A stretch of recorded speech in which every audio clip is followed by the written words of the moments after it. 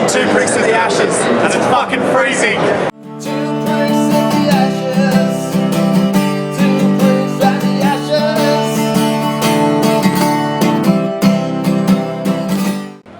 Two bricks of the Ashes, 2 bricks of the MCG.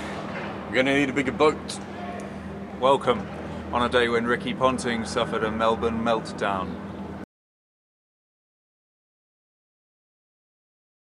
Okay, on the face of it, another good day for England. They ended on 4-4-4 for 5. On the face of it, you think there's a deeper way that this wasn't a good day for England? No, okay, what I was going to say is that at the point when Matt Pryor edged Mitchell Johnson behind before it was adjudged a no-ball, England would actually, at that stage for the day, have been 138 for 6, which shows it could have been a very different game if Australia had won the toss and bowled.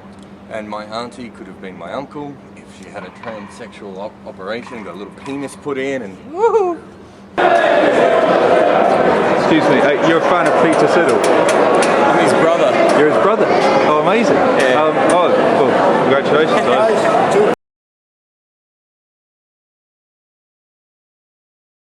Being a bit harsh on England, I was saying earlier, they batted obviously very well today. Jonathan Trott was immense again. It's his third 105 Ashes tests. Australia must hate the sight of him. Do you hate the sight of him?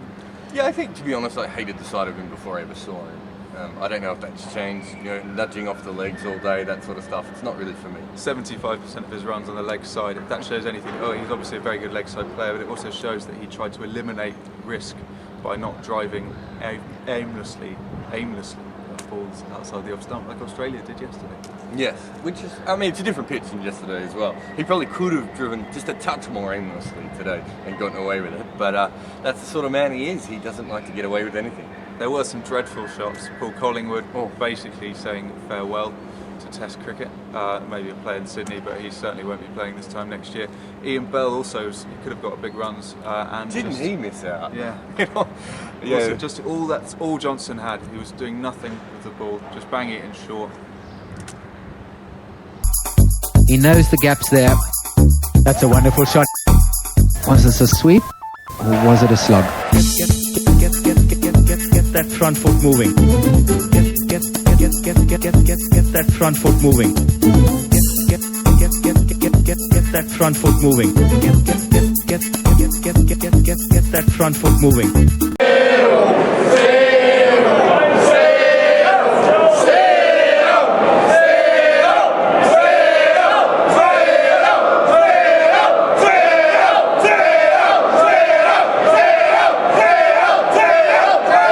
I suppose we want to talk about Ricky Ponting. Who? Australia's ex-captain. What do you want me to say about him, man? I don't know, it was interesting. Australia sent Michael Clarke to the press conference last night, which is a strange move after possibly the worst day any side could have in Test cricket. That punter didn't step up, and today he's just got this unfortunate habit of losing it in pressure situations. And today, when Haddon thought that Peterson had nicked it behind, Ponting it was honestly like Australia were being captained by John Terry. It was in the umpire's face, in Alim Dar's face, in Tony Hill's face, who was at square leg. If he was doing it for a reason that was validated, but he even got that wrong. He didn't even get the actual reason that he was getting angry to be angry over. Right, do you know what I mean? There was absolutely no point. He was a complete waste of carbon. And I'm not even sure angry carbon. Had he even appealed for it in the first place? I don't even think he was watching the first ball, to be honest. Suddenly it was the most out thing he'd ever seen, but a minute ago he was friggin' sleeping at mid-off. Give me a break. Trent Bridge 2005 all over again. But look, I think there's no doubt Ricky should be the captain of Australia.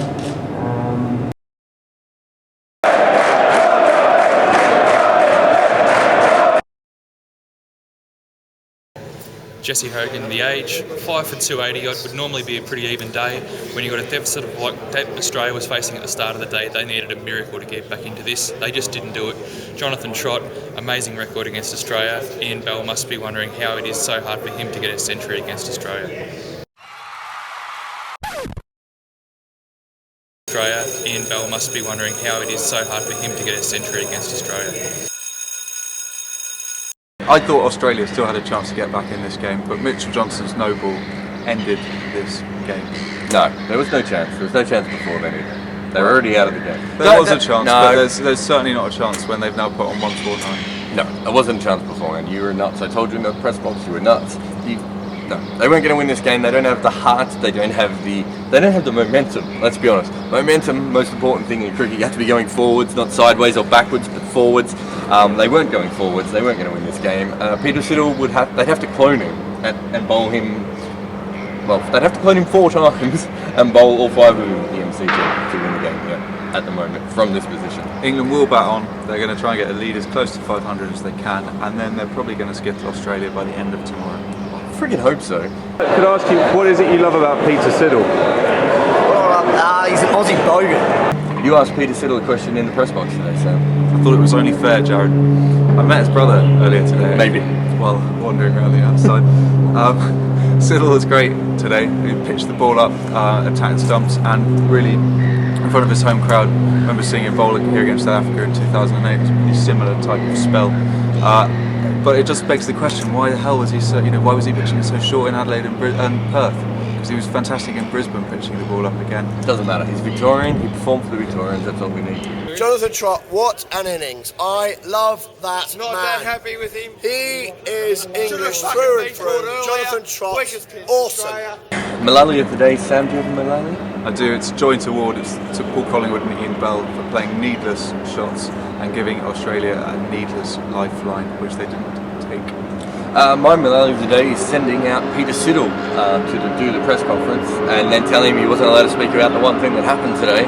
That's pointless to me. I don't want to hear a cricketer say no comment. I don't want to hear him say no comment 3 times. And as stupid as Ian Bell's hook shot was, whoever's decision that was worse. So let's tweet it up. Come on, let's fuck off. I've had enough of this. It's a tweet from X Factor's own Danny Minogue, who says, motto of the day, don't mention the cricket. Good night.